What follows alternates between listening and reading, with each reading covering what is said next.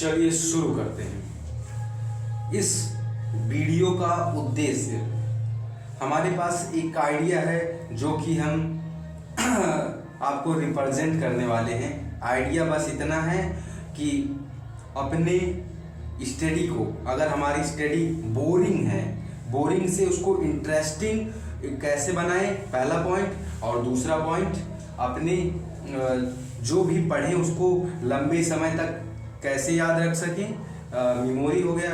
और तीसरा पॉइंट, कितना ज़्यादा हम कम समय के अंदर कितना ज़्यादा जो है आउटपुट, कम स्टडी के अंदर ज़्यादा आउटपुट निकाल लेंगे। इस आइडिया को अभी हम रिप्रेजेंट नहीं किए, ये केवल उद्देश्य था, इस आइडिया का उद्देश्य जो कि हमने आपको बताया है अभी तक। तो चलिए शुरू करते हैं, आइडिया को डिस्कस करते हैं। आइडिया को जानने से पहले आपको अपनी जो है मैकेनिज्म, आपके पास देखिए, अपने बॉडी के बारे में ज़्यादा समझने की ज़रूरत है। हमारा ब्रेन नॉर्मल जो हमारा कंप्यूटर होता है उसी की तरह प्रोटोटाइप कह सकते हैं। जैसे कि इनपुट आउटपुट, अगर आपकी ब्रेन में जो है बहुत ही कॉम्प्लेक्स मैकेनिज्म के थ्रू डेवलप हो चुका है, तो आप किसी भी चीज़ को तभी लंबे समय तक याद करेंगे जब आपका जो ब्रेन है वो ये समझेगा कि इम्पॉर्टेंट है ये। अगर आप किसी भी सब्जेक्ट को एक्टिविटी के थ्रू याद करने की कोशिश करेंगे, यानी कि आप अपने स्टडी के अंदर मिनिमम, अपने 5 सेंस ऑर्गन है, मिनिमम अगर आप 3 सेंस ऑर्गन का इस्तेमाल अपने स्टडी के अंदर करेंगे तो आप कम समय के अंदर ज़्यादा आउटपुट निकाल पाएंगे और आप अपने पढ़ाई को भी इंटरेस्टिंग बना पाएंगे। नॉर्मल स्टडी में अगर आपका पढ़ाई इंटरेस्टिंग नहीं होगा, आप ज़्यादा समय अपनी पढ़ाई पे नहीं दे पाएंगे।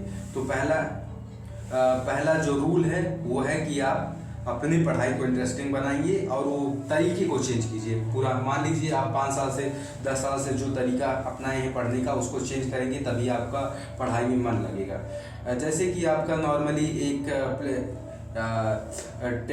टेबल पे बैठ के पढ़ने का आदत है, आप उसको हटाइए, कहीं टहलते हुए आप अपने जो भी सब्जेक्ट है, लेक्चर है, उसको देखिए, वहाँ से याद करने की जितना ज़्यादा आप अपने ब्रेन का इस्तेमाल करेंगे, ऑटोमेटिक आपका ब्रेन जो है डेवलप्ड हो चुका है, होने लगेगा। हमारा ब्रेन इसी प्रकार से डेवलप्ड हुआ है। तो दूसरी एक्टिविटी है, आप अपने कम्युनिकेशन का ज़्यादा इस्तेमाल करें। किसी भी टॉपिक को पढ़ते वक्त उसको रिपीटेशन से आप जल्दी याद कर पाएंगे।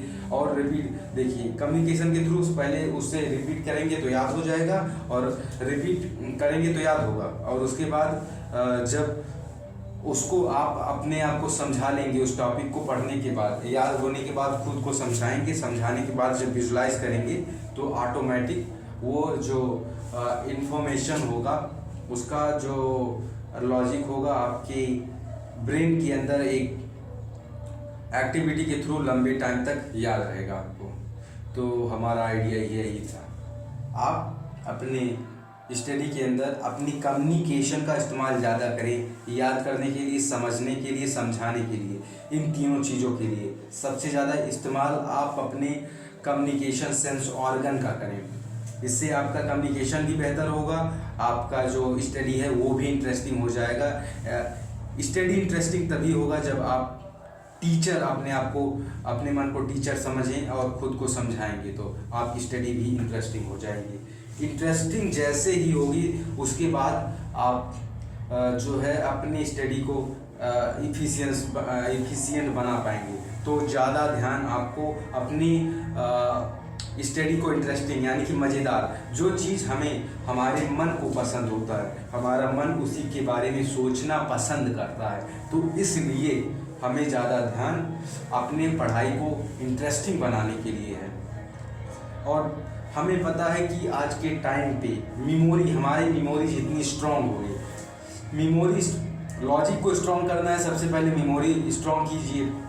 मेमोरी स्ट्रॉन्ग करने के बाद आप अपने समझने की क्षमता पर काम कर पाएंगे। अगर आपकी मेमोरी स्ट्रॉन्ग नहीं होगी तो आप अपने लॉजिक और किसी भी चीज़ पर काम नहीं कर पाएंगे। सफल होना है तो इस लॉजिक को ज़रूर अप्लाई करें। तो यहीं पर हम वीडियो को एंड करते हैं। जय हिंद।